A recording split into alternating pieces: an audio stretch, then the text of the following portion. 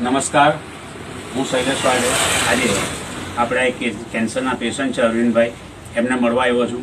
એને લગભગ 19 તારીખે 20 દિવસનો આપણો સ્ટેમસેલનો જે ડોઝ છે એ આપવામાં આવ્યો હતો.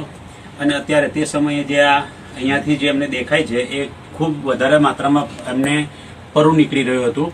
કેન્સર છે ઓલરેડી, અને થોડું બોલવામાં, મોઢું ખોલવામાં અને અહીંયા તકલીફો છે. આપણે એમને થોડું સાંભળીએ કે એમને 20 દિવસ પછી કેવું લાગે છે.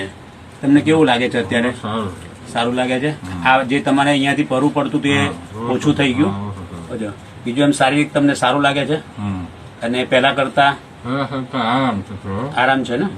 હા, કંઈ નહીં. આજે ફરી આપણે 1 મહિનાનો ડોઝ એમને ફરી વખત આપણે આપીએ છીએ, અને આપણે એમને આશા કરીએ છીએ કે આવનારા 6 મહિનાની અંદર કેન્સરને બિલકુલ 100% આપણે હરાવીશું. એ ચોક્કસ છે.